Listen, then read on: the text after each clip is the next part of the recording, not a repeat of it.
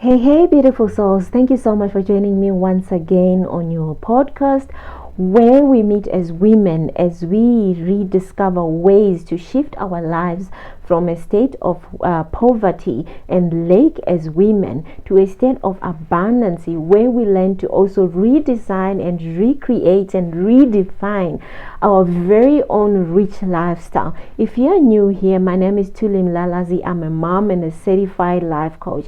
Please dig in.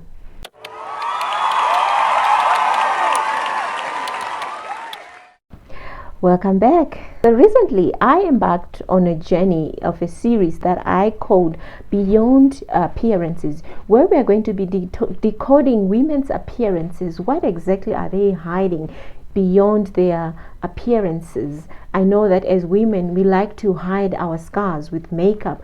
We really love to appear as if we are normal and everything is all good, not because that is exactly what we want, but we have been trained to be that way with the society.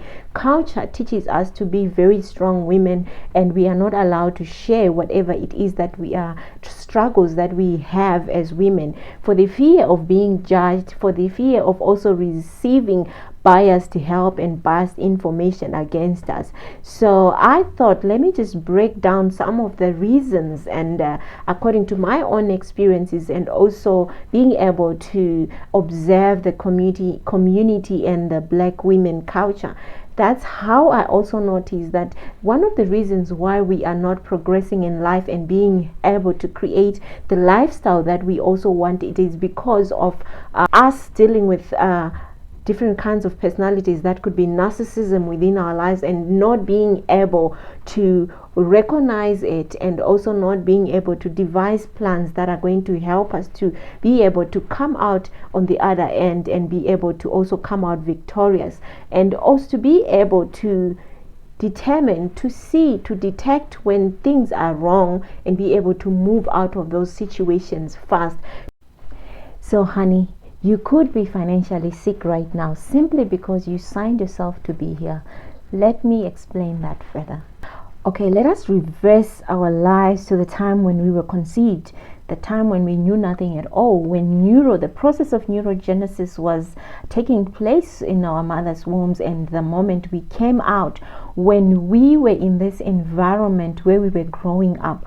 Was that environment nourishing or nurturing enough in 4 areas of our lives, the 4 pillars, which is was it nurturing physically, emotionally, mentally, and also socially? Those 4 pillars are the pillars that create the neural pathways within our lives that we are in turn going to use and take as our blueprint, that is also going to help us to redesign and recreate the life that we think is also good for us. It means that our parents and our caregivers and also our teachers in school, our brothers and sisters, our immediate family members also played a role in helping us or in aiding us in where exactly we are right now. It could be a positive shift, or it could have been a negative. So the negatives that we got from our parents or whoever created or imprinted those negative thought patterns, they also aided us in wherever we are right now. So the positive environment that you grew up in also aided you to be where you are. It is always not about the money. It is always about a positive nurturing environment. How did you grow up? The programming that was implanted within your mind, it helped you to, or propelled you to get to where you are right now. So why do we have to go back to when we were children, when we were babies? I had to go back there because that is where most people are still stuck. I know things can change later, but most of the people are still stuck in their childhood traumas, and they can't even move forward. They can't even do anything, not because it's what they wanted, but it's been what they were subjected to. And one thing that you also need to know is that why are you still stuck there? It is because it is so easier to get for evil or negativity to get hold of you when you were still young. It is so easier for evil thoughts to actually get hold of a child when you are still young. And it is also very easy for positivity to also get hold of you when you are still young, and then it will create those thought patterns that I was talking about, and then in turn it is going to help you or aid you to propel into abundance, or you're going to be always in lacking.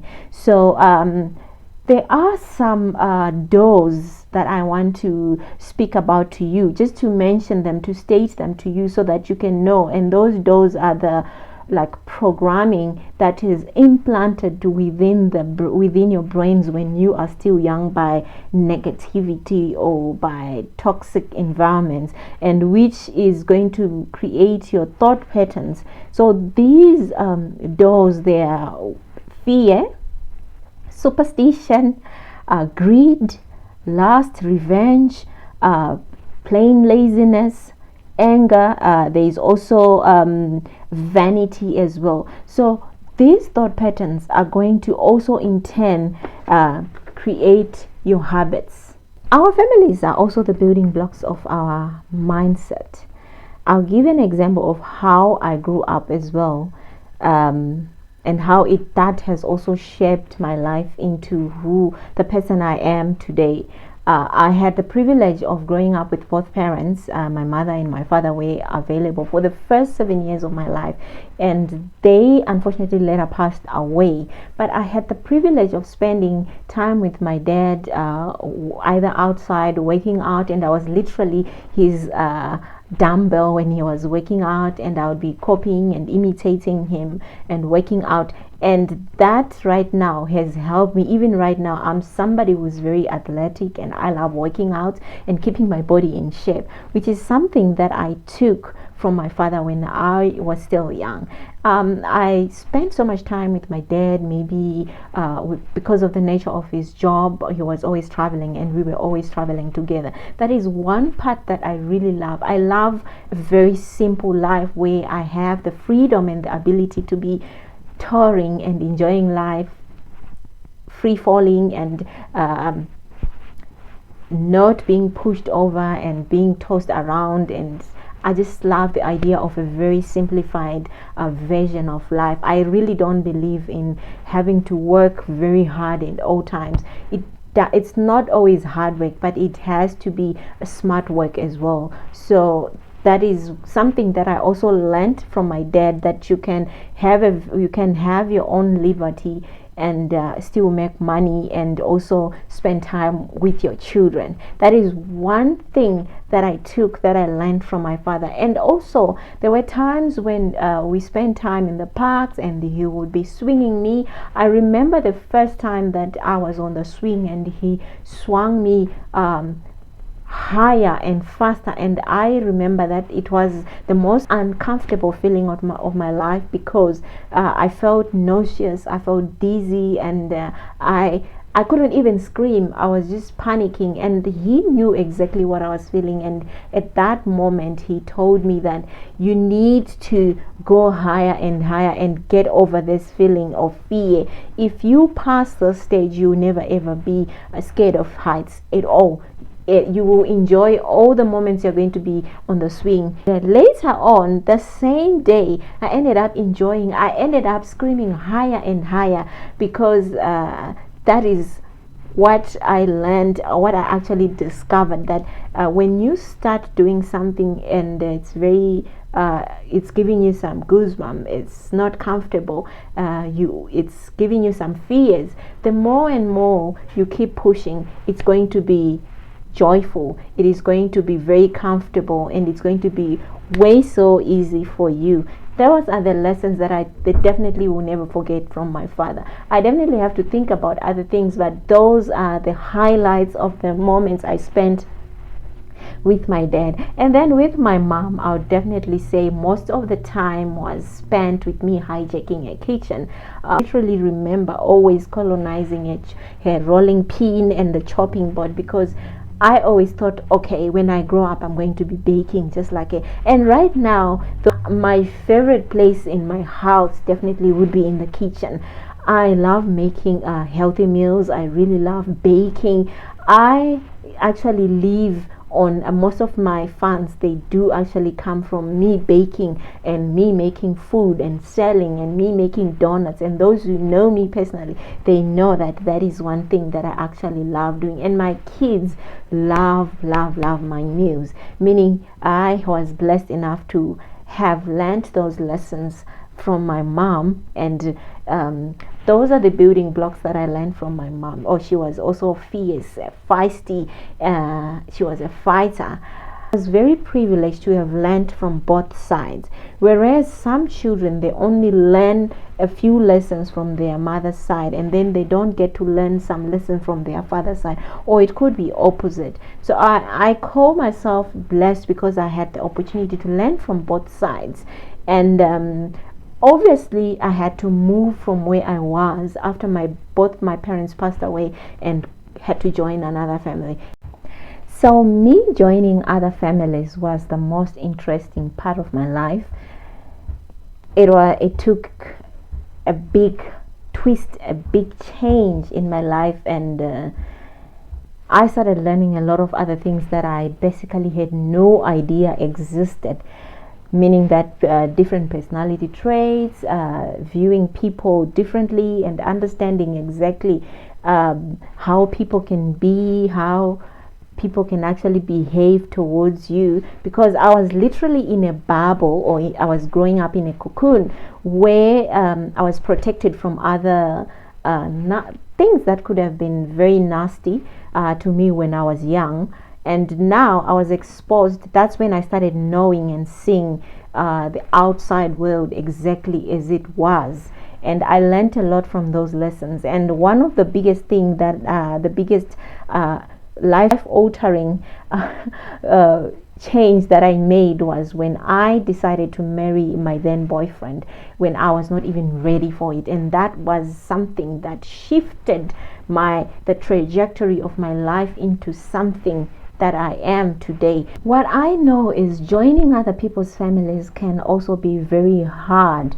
You could find yourself joining a family out of you being an orphan, joining your aunt's family, your uncle's families. This is what we know of if you are growing up in Africa. And then sometimes you can join some other families through marriage. So this was the life-defining moment of my life when I decided, through what I was going through, that I'm going to marry the love of my life. And then I decided to get married. That was also life-changing, and that has been a lesson that has taught me, or that has propelled me to be where I am. But it's not always as easy, let me tell you this. Recording family differences, I'm going to be talking mainly about narcissistic families, narcissistic family members. Narcissistic families can also be like a mini cult. There's always the head narcissist within the family. It could be the parents, or if it's a single-headed family, then it could be the parent, that is the king or the queen narcissist. And then there's also the mini narcissist, the minions within the household. If you find yourself joining a family like that, I also need you to know there are certain things that you need to actually prepare yourself. So you need to also know that life actually becomes much about them. Yes, life becomes much about them because life revolves around narcissistic family members. And you also need to know how to keep them happy if you need to be surviving within that family. We make decisions of marrying into a family due to different reasons.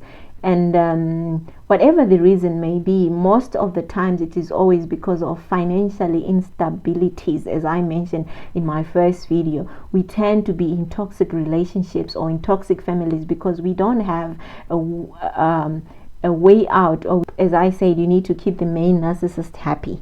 So, which is also, you're going to find that it is going to be very exhausting and often leaves you drained. At the end of the day, you're going to see that you're going to be very, very drained with nothing. The time that you decide to get out of the environment, you are going to be left with nothing to offer to anyone, nothing to even offer to yourself.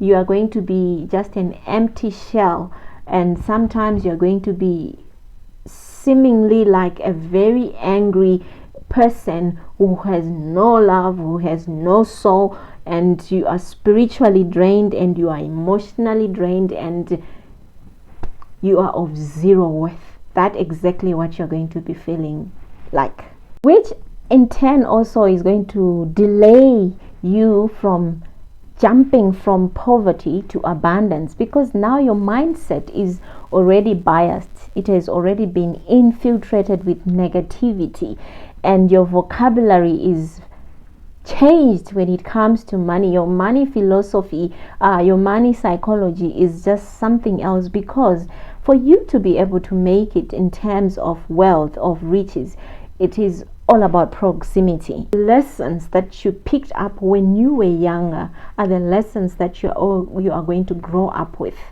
and you are not going to depart from them. And one of them, and the major of them, could be also about money mindset, right?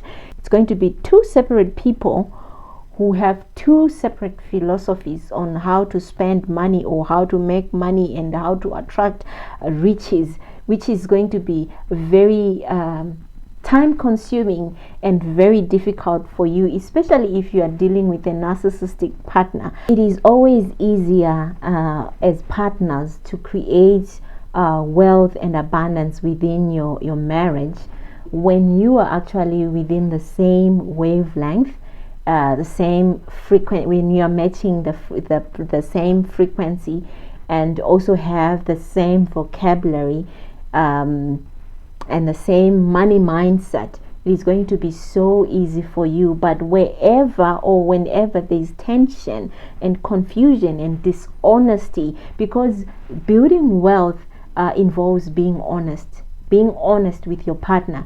But whenever there is dishonesty, there is this channel that is broken within the two of you. It is going to be very, very difficult for you to reach your goals. And that is the main reason why you see that most women who manage to get out of the toxic relationships, or who just manage to be single again in their lives, they tend to fly up high there and have and be able to build so much wealth, or to be able to just create their own amazing wealthy lifestyle according to them, according to exactly what they want. Well, I think with that we've actually come to the end of our podcast today. Join me once again as we are going to be debunking all these myths about narcissistic personality disorder and about money, all these money myths that we have been believing, that we're mad to believe, and breaking down the walls so that we can, as women, be able to create our own definition of wealth.